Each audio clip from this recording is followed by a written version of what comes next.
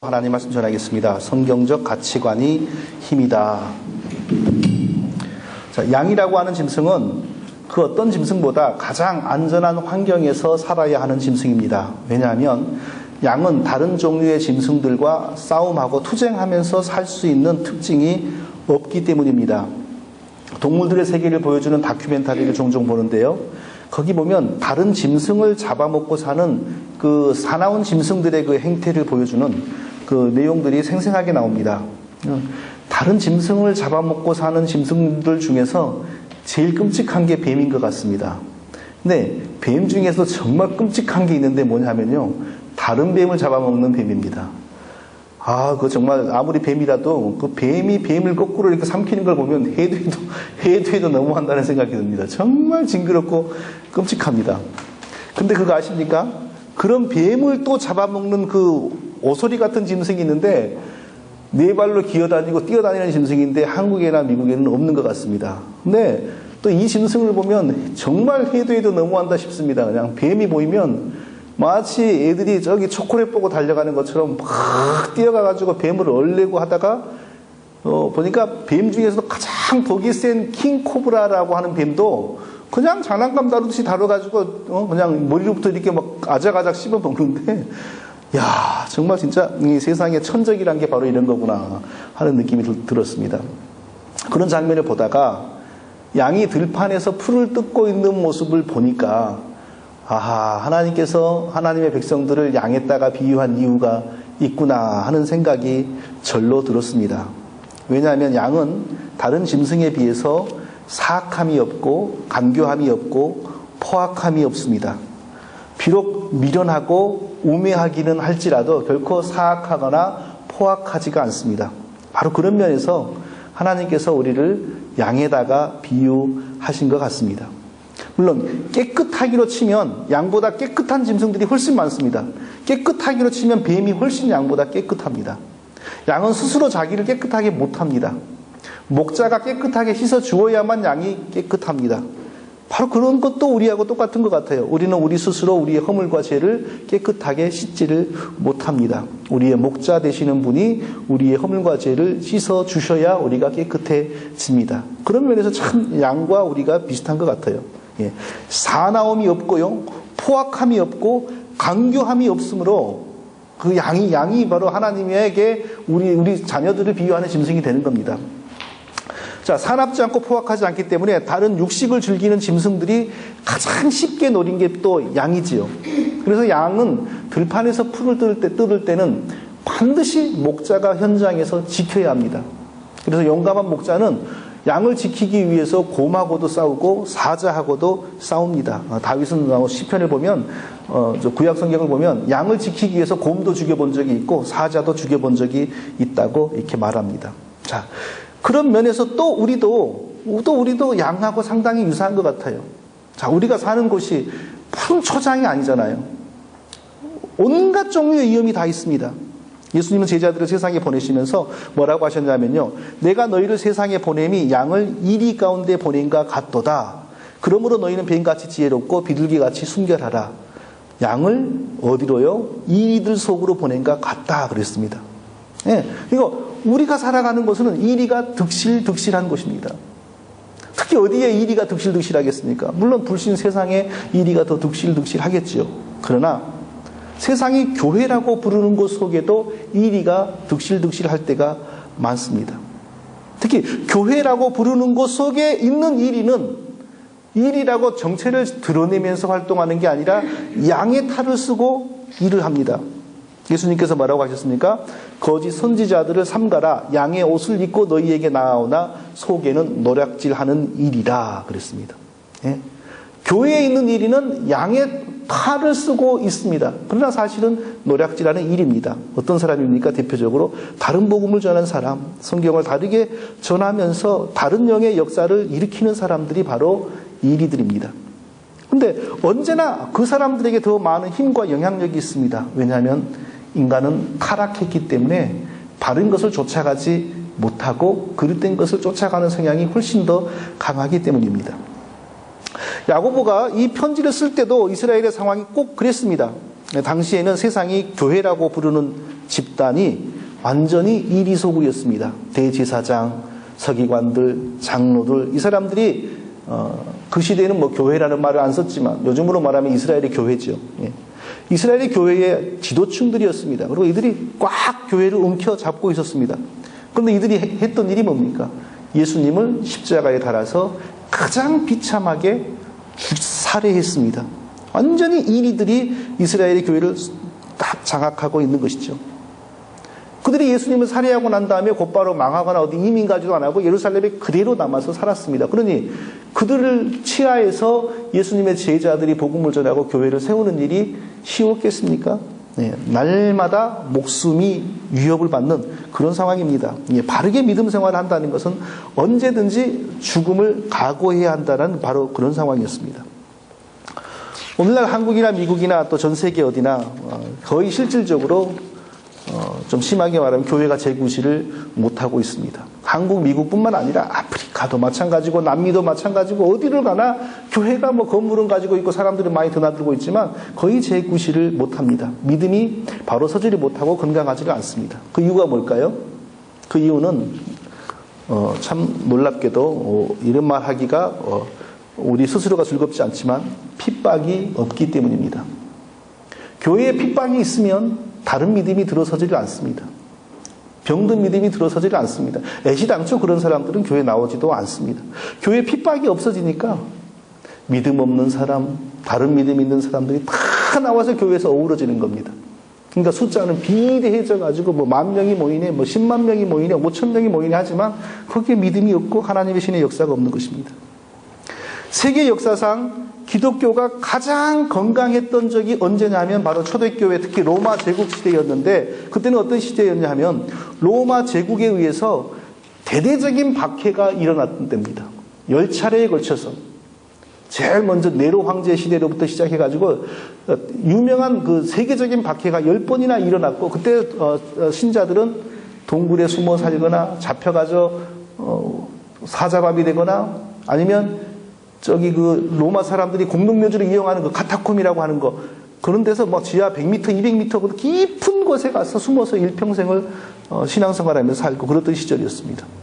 그런데 놀랍게도 그때가 바로 기독교의 황금 시절이었습니다. 박해가 끝나고 기독교가 이제 로마의 국가 종교가 되니까 어떤 현상이 벌어지냐면 출세하려면 교회 나가야 되는 시대가 벌어집니다. 교회 나가서 높은 사람도 사귀고 높은 사람에게 눈도장도 찍고 이제 이래야 되니까 교회가 바글바글해집니다. 그때 시작이 된 게 바로 천주교입니다. 아무런 박해가 없으니까 이제는 사람과 더불어 즐겁게 지내고 모든 사람이 나와서 편안하게 지내는 그런 교회가 되면서 악한 사단의 역사가 들어가는 것입니다. 오늘날에도 한국의 어떤 지역에 특별한 교회들이 있는데 사람들은 그 교회에 출석하는 그 자체를 마치 무슨 벼슬이나 하는 것처럼 생각한다고 합니다. 바로 그곳에 교회에 나가서 앉았다가 오는 것이 신앙의 굉장한 무슨 벼슬이나 어느 크레딧이 되는 것처럼 생각을 한다는 거예요. 왜 그러겠어요? 바로 로마 시대에 그렇게 종교가 사회의 어떤 주류가 되면서 그런 교회에 나가서 사람들과 사귀고 사람들에게 눈도장을 찍고 그렇게 세속화되어 가는 것이죠. 그럴수록 교회는 더 멋진 모습으로 사람들의 마음에 감동을 주고 복음으로 감동을 주는 게 아니라 멋진 세상적인 요소 누구나 다 감동할 수 있는 그런 것으로 감동을 주면서 서서히 복음이 약화되고 복음이 약화되면 하나님의 신이 떠나가게 되고 그 열매는 결국 기독교가 아니라 개독교로 변할 수밖에 없는 것입니다. 고난과 하나님을 진실히 믿는 신앙은 절대로 별개의 것이 아닙니다. 역사가 말합니다. 진실한 교회는 항상 고난 가운데 있었습니다. 진실한 신자들은 언제나 고통과 핍박과 더불어 살았습니다. 우리나라의 역사를 통해서 증명되지 않습니까? 일제시대에 일제가 우리 선배들에게 아마테라스 오미카미 천조 대신을 하나님보다 먼저 숭배하고 천조 대신의 이름으로 다시 세례를 받으라고 목회자들과 신자들에게 강요할 때 아마 98%, 95% 이상은 전부 다시 그 귀신의 이름으로 세례를 받고 그리고 예배를 시작하기 전에 먼저 그 귀신에게 절을 하고 그리고 예배를 했습니다. 그런데 해방이 되고 나서도 그런 사람들이 다 주류가 되었어요. 아무도 공개적으로 회개하지 않고 그 사람들, 그 더러운 영, 변질된 신앙을 가진 사람들이 그대로 한국교회 주류가 돼가지고 대형교회를 만들고, 그리고 그 일제시대에 그 주기철, 손양원, 한상동 이런 사람들처럼 목숨을 걸고 거룩한 신앙을 지켰던 사람들은 해방되고 나서도 오히려 괄시받았어요. 한국 사람들에 의해서. 주기철 목사가 감옥에서 죽어갈 때 그 동료 평양노예 목사들이 결정한 게 뭐냐면, 저것은 노예 말을 듣지 않으니까 목사가 아니다 그러고 파직했습니다. 그리고 그 가족들이, 그때가 추운 겨울이었는데 그 가족들은 목회자 사택에서 살지 못하도록 쫓아냈습니다. 그랬던 사람들이 아무도 회개하지 않고 해방되고 나서 그저 하는 소리가 일본이 우리를 핍박했다, 일본이 우리를 핍박했다, 이런 말만 했어요. 우리가 살기 위해서 사탄에게 경배했고 사탄의 이름으로 다시 세례받았다, 이런 말을 하지 않고 일본이 우리를 핍박했다, 이런 말만 하면서 그저 무야무야 더러운 영을 가지고 계속 목회를 한 거죠. 그러니 거기 어디 하나님의 신의 역사가 있고 그 사람들에 의해서 어떻게 한국교회가 거룩하고 순결하게 세워질 수가 있었겠습니까? 사실 오늘날 개독교라는 말을 듣는 게 단순한 윤리의 문제가 아닙니다. 윤리의 문제가 아니고 사실은 영의 문제고, 영적으로 건강하지 못하고 영적으로 불결하고 더럽기 때문에 그 성령의 열매가 나타나지 않았고, 그리고 몇십 년 만에 한국교회는 지금 허물어져 가고 있는 것입니다. 만일 그때 그 고난 가운데 믿음을 지켰던 사람들이 한국교회의 중심이 되었다면 한국교회는 절대 이렇게 되지를 않을 겁니다. 우리도 마찬가지입니다. 우리가 진실한 교회이고 우리가 진실한 하나님의 백성이라면 반드시 우리는 고난 속에서 좁은 길과 외로운 길을 가게 되어 있습니다. 내가 좁은 길을 가야지, 내가 외로운 길을 가야지 해서 가는 게 아닙니다. 하나님 백성이기 때문에 그 길 외에는 갈 길이 없는 것입니다. 참된 교회가 참된 교회인가 참되지 못한 교회인가를 구분하는 게 새벽 기도를 하냐 안 하냐 이런 기준 아닙니다. 불교에서도 새벽 예불이 있는데 하물며 교회를 표방하고 있는데 새벽 기도를 안 하겠습니까? 참된 교회인가 아닌가를 결정하는 게 북한 선교에 관심이 있냐, 단기 선교에 관심이 있냐, 이런 게 아닙니다. 다른 모든 종교들이 포교 활동을 하고 자기 교세를 넓히려고 애쓰고 있는데 하물며 교회를 표방하고 있으면서 북한 선교, 2세 교육, 주일 학교 이런 게 신경을 안 쓰겠습니까? 그런 게 아닙니다. 무탈하게 장로 선거를 치르고 교회 재정이 투명하고 이런 것은 교회건 반상회건 간에 어디에서나 있어야 될 일입니다. 그것마저도 안 되니까 개독교라는 말을 듣는 겁니다. 참된 신앙은요, 언제나 성경에 말씀하시는 신앙 내용 그대로를 믿는 신앙입니다. 어떠한 어려움이 있을지라도 그 믿음을 부정하거나 변질하지 않고 말씀대로 그대로 믿을 때 참된 신앙이고 참된 교회인 것입니다. 그때 다른 영의 역사가 나타나지 않고 오직 성령의 역사가 나타나는 겁니다. 역사를 보니까 꼭 그렇더라는 것입니다. 고난 가운데서도 참된 믿음의 사람들은 결코 믿음을 타협하지 않고, 그런 가운데서도 다니엘처럼, 요셉처럼, 스데반처럼 그 믿음이 하늘의 별처럼 빛이 나더라는 것입니다. 왜 그러겠습니까? 하나님의 영생의 씨앗이 그 참된 신자들 속에 심겨져 있기 때문입니다. 그 참된 신앙의 씨앗을 누구도 없앨 수가 없는 것입니다.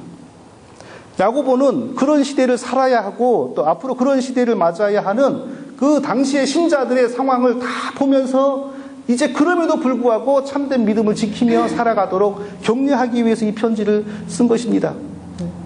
어떠한 상황 속에서도 하나님을 기쁘시게 해드리는 삶을 살도록 격려하기 위해서 이 편지를 썼습니다. 두 가지 중요한 사실을 살펴보겠습니다. 자, 첫 번째입니다. 첫 번째는 우리가 물질과 세상의 성공에 대해서 성경적인 가치관을 가지고 있어야 우리의 신앙이 안전하고 우리의 신앙이 강건해진다는 것입니다. 물질이 얼마나 우리에게 중요합니까? 세상에서 성공이 얼마나 중요합니까? 좋은 잡을 가져야 되고, 잡을 가지면 그 다음에 승진해야 되고, 굉장히 실질적이고 중요한 문제죠.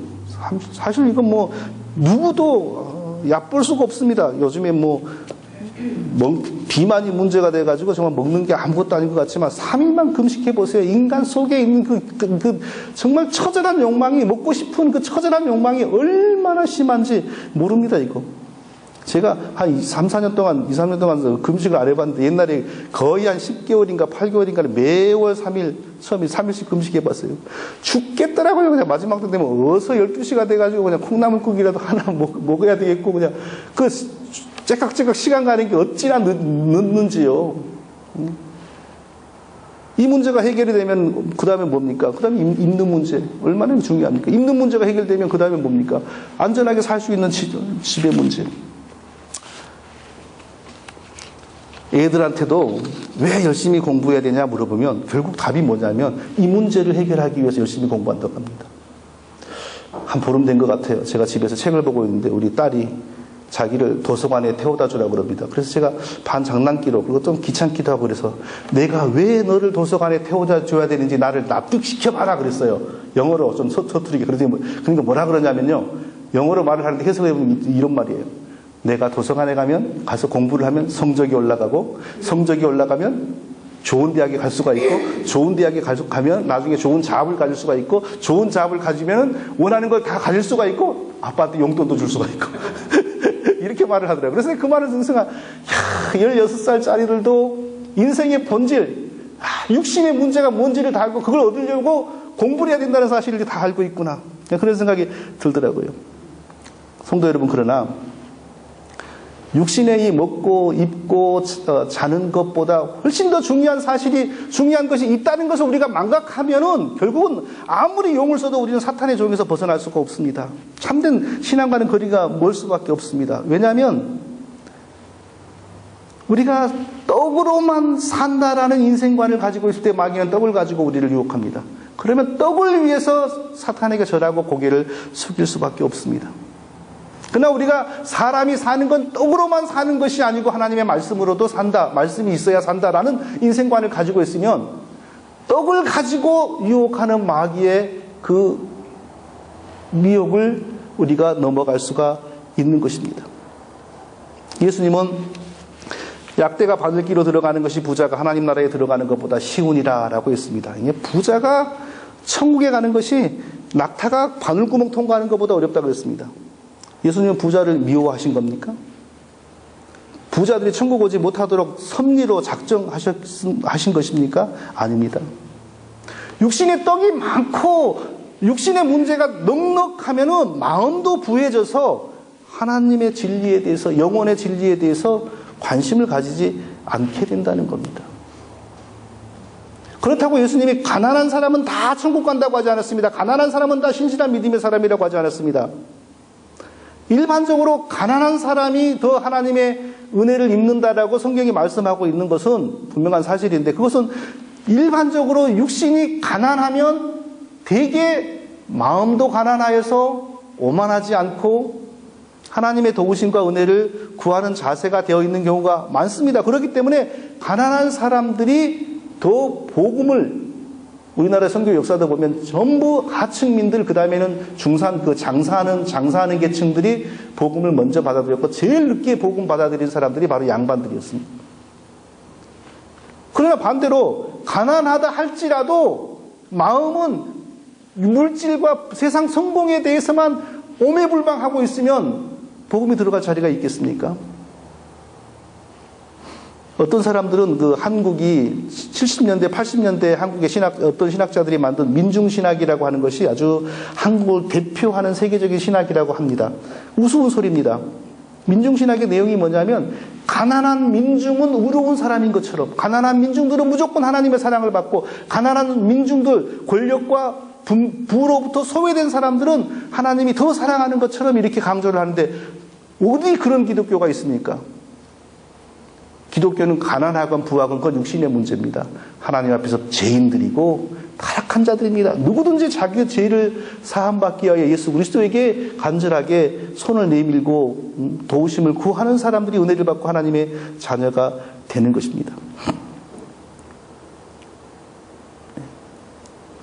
야고보는 그래서 이 현실적으로 이 부의 문제, 가난과 부의 문제, 그리고 세상의 성공과 성공하지 못하는 문제, 바로 여기에 세상적인 관점으로만 무장되어 있으면 틀림없이 우리는 그것 가지고 우리에게 손을 내미는 마귀에게 절을 할 수밖에 없다는 것입니다. 그래서 야고보는 뭐라고 말합니까? 이렇게 해법을 제시합니다. 낮은 형제는 자기의 높음을 자랑하고 부한 형제는 자기의 낮아짐을 자랑할지니 이는 풀의 꽃과 같이 지나감이라 그랬습니다.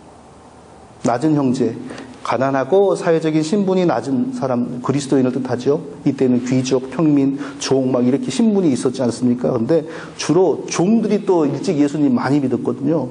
그러니까 뭐 이렇게 신분이 종인 사람들은 부자가 될 기회가 거의 없는 겁니다. 그냥 항상 가난했고 신분이 낮아요. 그런데 이분들에게 뭐라 그랬습니까? 자기의 높음을 자랑하고 이랬습니다. 예.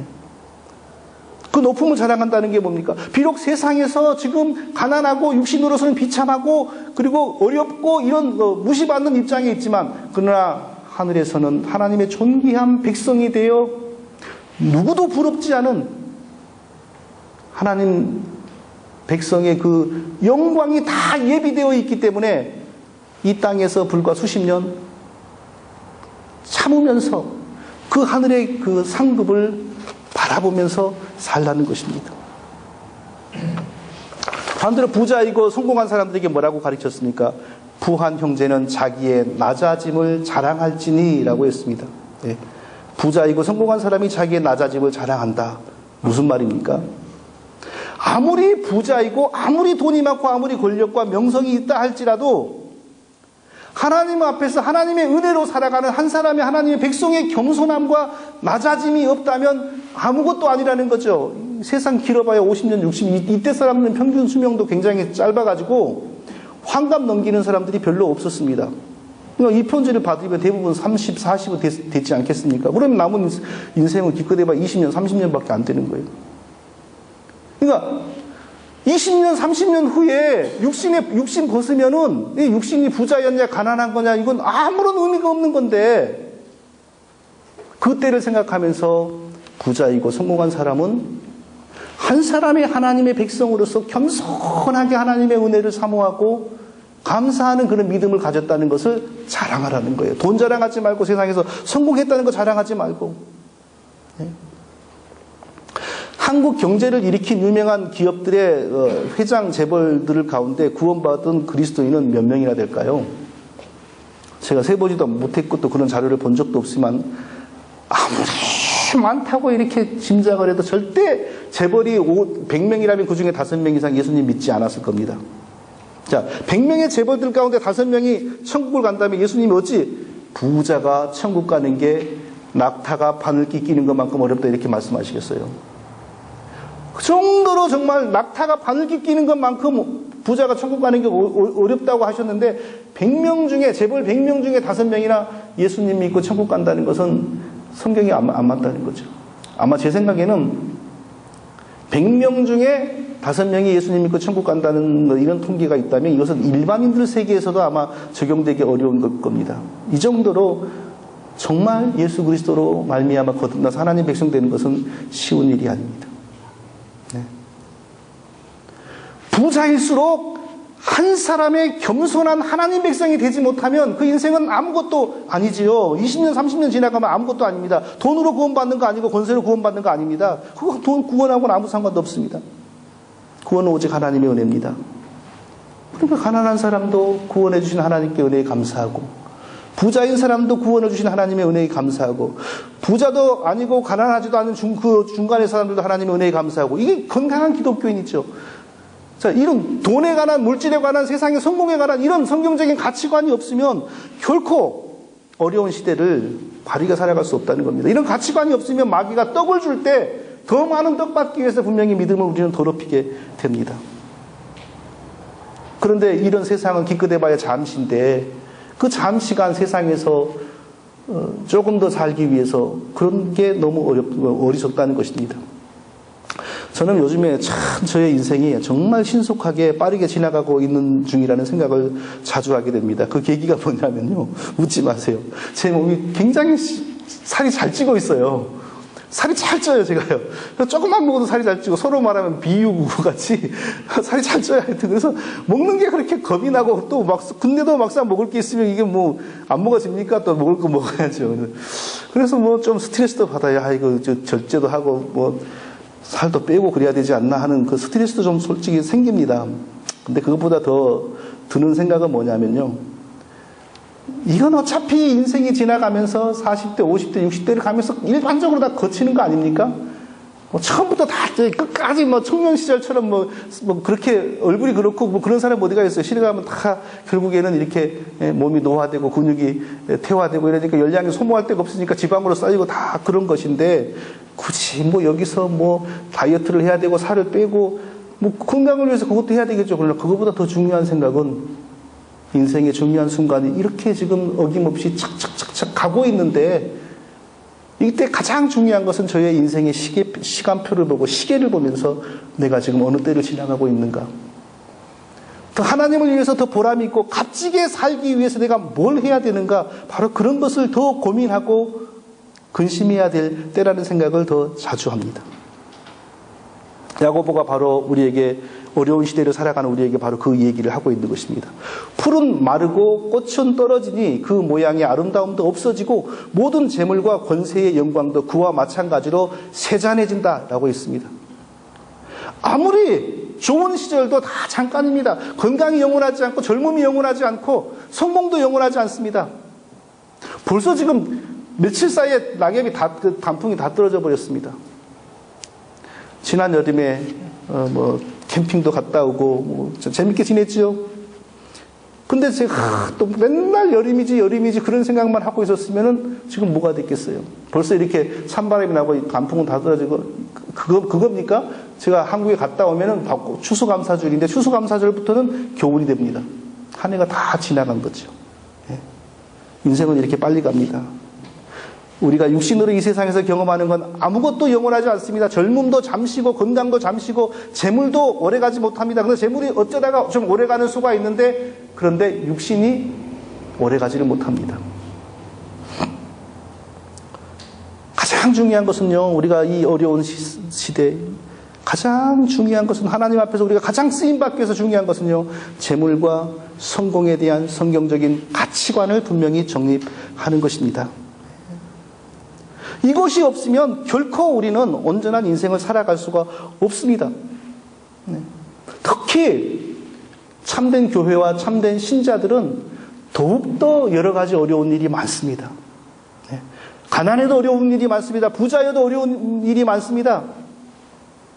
그렇기 때문에 돈 때문에 넘어지는 일이 많고 그렇기 때문에 명예 때문에 넘어지는 일이 많습니다. 조금 더 재물을 얻게 해준다고 마귀가 기회를 주는데 안 물을 사람 별로 없습니다.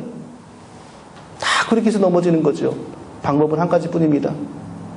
재물과 세상 성공에 대해서 성경적인 판단, 성경적인 가치관을 다 가지고 있어야 돼요. 그래야 결코 우리가 재물 때문에 마귀에게 종되지 않고 인생을 버리지 않을 수 있는 것입니다. 그래야만 또 하나님께서 우리를 안전하게 장기적으로 더 복을 주시고 왜? 재물 줬더니 그거 가지고 타락하고 하나님 배반하면 그게 무슨 하나님에게 수지가 맞는 일입니까? 재물을 복을 받는 것보다 더 중요한 것은 주신 복을 관리할 수 있는 능력입니다. 저와 우리 모두가 이 세상 육신에게 필요한 재물과 성공에 대해서 바른 성경적인 관점으로 무장될 수 있기를 바랍니다. 또 한 가지 중요한 사실은요. 우리가 이 어려운 시대를 바르게 이렇게 믿음의 사람으로 살려면 또 중요한 게 뭐냐면 우리 내부에 있는 적군을 항상 의식해야 된다는 겁니다. 우리 내부에 가장 무서운 적군이 있습니다. 사단이 우리를 무너뜨리기 위해서 사용하는 방법을 성경은 시험이라고 합니다. 사단이 우리에게 시험을 주죠. 근데 그 시험이 두 종류입니다. 하나는 외부에서 우리에게 이렇게 주는 시험이 있고 하나는 우리 내부에서 우리에게 다가오는 시험이 있습니다. 외부에서 우리에게 주는 시험은 핍박이죠. 정부의 공권력이나 이런 것을 통하여 올바른 신앙적인 생각을 마인드를 가지지 못하게 하고 그것을 실천하지 못하게 만듭니다. 자, 예를 들면 이미 다 알려진 것처럼 시애틀의 어떤 그리스도인 부부가 이렇게 케이크집을 운영하고 있는데 동성애자 부부가 찾아와가지고 우리 결혼 축하해주는 그 케이크를 만들어 달라고 했습니다. 그러니까 이 부부가 신앙의 양심상 도저히 그것은 만들지 못하겠다고 하니까 이 동성애자들이 가서 시애틀 주 정부에 고소해가지고 벌금이 1억 2천만 원이 나왔어요. 1억 2천, 미국에서 웬만한 자영업자들이 1억 2천만 원의 벌금을 감당하고 계속 비즈니스를 할 수 있는 사람이 몇 명이나 되겠어요. 그래서 결국은 그 감당이 안 되니까 그냥 가게 문을 닫고 청소부로서 두 분이 살기를 시작했어요. 근데 이게 알려지고 나니까 도처에서 후원금이 와가지고 벌금을 다 갖고도 그 정도로 남는 정도로 후원금이 들어왔대요. 그래서 그 이후로는 이분들이 어떻게 사는지를 모르겠어요. 또 한 달 전에는 저쪽에 무슨 주의 법원에 서기가 이제 믿는 사람인데 동성애 사람들이 찾아와가지고 우리 혼인증명서를 떼달라고 하니까 이분이 또 씩씩하게 도저히 내가 신앙의 양심으로는 이거 못 해주겠다고 딱 거절을 한 거예요. 그래서 또 이거 며칠 감옥살이를 했지 않습니까, 이분도. 예, 이런 것이 바로 핍박입니다. 그러나 옛날에 당했던 핍박에 비하면 아주 부드럽죠. 신사참배하지 않았던 주기철 목사는 이런 정도의 핍박을 받은 게 아니에요. 온몸이 만신창이가 되도록 감옥에서 고문을 당했고 곧 죽게 되니까 일제 경찰들이 감옥에서 죽었다는 말은 듣지 말자 하고 얼른 집으로 갖다 줬어요. 근데 집에 가서 몇 시간 만에 죽은 거예요. 그러니까 법적으로는 감옥에서 죽은 게 아니잖아요. 실제로는 이미 다 감옥에서 거반 죽여놓은 겁니다. 지금도 중동에 가면 IS라는 이슬람 집단들 보세요. 단지 그리스도인이라는 이유로 사람의 목을 무 자르듯이 그냥 자르지 않습니까? 이게 바로 외부에서 오는 시험입니다. 그런데 자, 이런 방법만 사탄이 사용하는 게 아닙니다. 우리 속에 있는 사단의 동조자를 사용합니다. 그게 뭐냐면 우리 속에 있는 죄의 가능성입니다. 아담이 하나님께 반역하고 타락할 때 이미 아담은 죄에 완전히 오염되어 버렸고 완전히 부패해가지고 죄의 종으로서 살 수밖에 없는 상태가 되어버렸습니다. 기독교에는 죄에 대해서 어떻게 가르치냐면 그 사람이 태어나고 나서 죄를 지으니까 죄인이라고 가르치는 종교가 아니고 다른 모든 종교는 그렇게 나갑니다. 그 사람이 살다가 죄를 지었으니까 죄인입니다. 그런데 기독교는 어떻게 말하냐면 아예 죄인으로 태어났으니까 죄를 짓는 건 당연하다고 이렇게 가르치는 거죠. 모든 사람이 죄에 오염되어 있고 부패해 있기 때문에 필연적으로 각종의 죄를 일상으로 여기고 살 수밖에 없습니다. 이 문제는 아무리 교육을 받고 아무리 훈육을 받아도 절대 달라지지 않습니다. 그럼 우리는 어떻게 구원받았습니까? 우리가 우리 속에 이 가득한 죄의 성향을 제거하고 난 다음에 구원받은 게 아닙니다.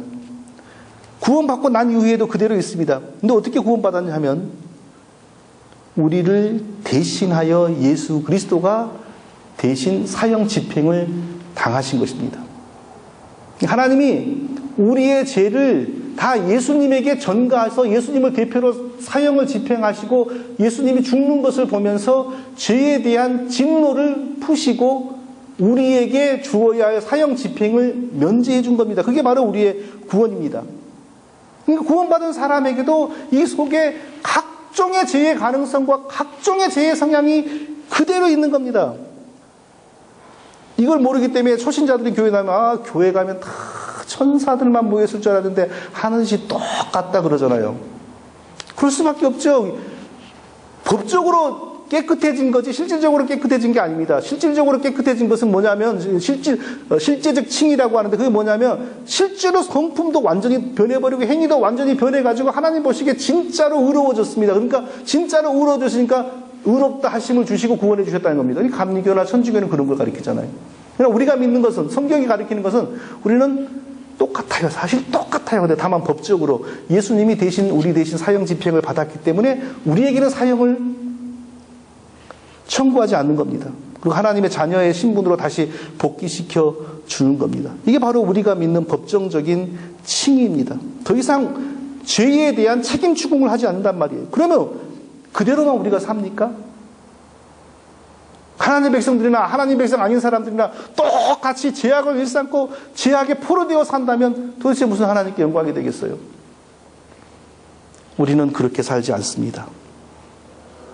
우리 속에 거하시는 성령이 구원받고 난 이후부터 우리를 다시 만들어가기 시작합니다. 물론 우리 속에는 여전히 각종의 죄에 대한 욕구가 그대로 남아있습니다. 어떤 사람은 다른 사람이 범죄하고 넘어지는 거 보면 나는 괜찮아 그러잖아요. 근데 그것은 완전히 자만이에요. 왜냐하면 야고보가 말하는 각 사람이 죄에 이끌려 욕심에 이끌려 미혹됨이니라 오늘 본문에서 이렇게 말했는데 그게 무슨 표현이냐면 사냥꾼들이 짐승을 덫으로 잡거나 낚시꾼들이 낚시질을 할 때에 그 고기가 좋아하는 미끼 잉어를 잡을 때는 깻묵에 참기름을 섞어가지고 넣으면 잉어가 제일 잘 묵습니다. 다른 고기는 별로예요. 그러나 바다에 감숭어 같은 것을 잡을 때는요, 바다에 그 꼼지락꼼지락하는 갯지렁이를 넣으면 제일 잘 묵습니다. 왜냐하면 다 자기 좋아하는 성향이 있거든요. 우리는 혹시 이쪽의 죄악에 대해서는 조금 강성을 보인다 할지라도 틀림없이 다른 분야의 죄악에 대해서는 아주 무기력하게 넘어집니다. 왜냐하면 우리 속에 부패한 성품이 있기 때문입니다. 오직 각 사람이 시험을 받는 것은 자기 욕심에 끌려 미혹됨이니 그랬습니다. 여기에 이미 있습니다. 여기에. 절대로 누구도 하라고 강요하지 않습니다. 여기에 이미 다 있어요. 우리 속에. 그것이 우리를 끌고 가는 거예요. 그럼 어떻게 우리가 이것을 이기고 정말 하나님 백성의 그 정말 아름다운 삶을 이 땅에서 실현해 볼 수가 있습니까? 우리 힘으로는 안 됩니다. 절대 우리 힘으로는 안 됩니다. 우리를 지으신 하나님의 신이 우리를 새롭게 해 주셔야 됩니다. 하루아침에 되는 것 아닙니다. 우리는 흔히 기도해야지요 하는데, 맞습니다. 기도해야지요. 그런데 그 기도가 언제 효과를 일으키냐? 하나님의 신이 역사하실 때 효과가 일어나는 거죠. 근데 그 하나님의 신은 어떻게 역사하시냐? 반드시 복음과 함께 역사합니다. 복음이 없는 곳에서 하나님의 신이 역사하고, 복음이 없는데 기도한다고 되는 것 아닙니다. 물론 복음이 없는 다른 종교도 기도하면요, 어떤 신의 역사로 말미암아 병고침이 일어나고 부부간에 이혼하려다가 화합하는 일도 벌어지고 이런 일들이 있습니다. 그러나 다른 신의 역사로는 하나님 앞에 가정한 죄인이 예수님을 닮은 의로운 사람으로 변화되지가 않습니다. 어떤 한두 개의 증상이 고쳐지긴 하지만 반드시 우리는 우리 속에 있는 죄를 이기기 위해서 우리가 해야 될 일이 뭐냐면요, 예수 그리스도의 복음을 우리 자신에게 날마다 선포해야 돼요. 한두 번 우리 자신에게 선포해서 안 돼요. 지속적으로 일평생 선포해야 됩니다. 하나님의 말씀을 지속적으로 우리에게 듣게 만들어야 돼요. 그러니까 우리 성경을 읽어야 되고 성경을 배우고 공부해야 되죠. 그때 하나님의 신이 더불어서 역사하시면서 우리의 마음의 변화를 일으키고 우리의 생각의 변화를 일으키고 우리의 기질의 변화를 일으키는 겁니다. 기도도 그 상태에서 해야 됩니다. 복음이 없고 말씀이 없는데 기도하면 어떤 신이 역사하긴 합니다. 그러나 꼭 성령이라고 장담할 수가 없어요. 그러니까 이상한 사람들이 더 기도를 많이 하고 그 사람들도 뭐 삶의 체험이 있다는 등 변화가 있다는 등 그런 얘기를 많이 하지 않습니까? 우리를 변화시키는 것은 오직 하나님의 신인데 하나님의 신은 예수 그리스도의 복음과 하나님의 말씀을 통하여 역사합니다. 그러니까 우리는 쉬지 않고 예수 그리스도의 복음에 우리를 맡겨야 되고 말씀을 읽는 일을 게을리하면 안 되고 언제나 복음 속에서 복음을 들으며 복음을 배우며 복음으로 우리를 다시 새롭게 하면서 기도하기를 쉬지 말아야 돼요. 그러면 하나님의 신이신 성령께서 우리의 생각과 우리의 속마음과 우리의 존재의 뿌리부터 하나님께 합당한 사람으로 변화시켜 주시는 것입니다. 그래야 우리 속에서 일어나는 욕심을 우리가 이길 수가 있습니다. 바로 이러한 성령의 은혜가 우리 모두에게 충만하시기를 예수님의 이름으로 축원드립니다. 아버지 하나님, 오늘도 저희들에게 복된 예배를 허락하시고 귀한 말씀을 부어주신 것을 감사드립니다. 이 말씀대로 하나님만을 전적으로 의지하며 복음과 함께 성령의 역사를 따라 날마다 우리의 삶이 새로워지게 하여 주시옵소서. 예수님의 이름으로 기도합니다. 아멘.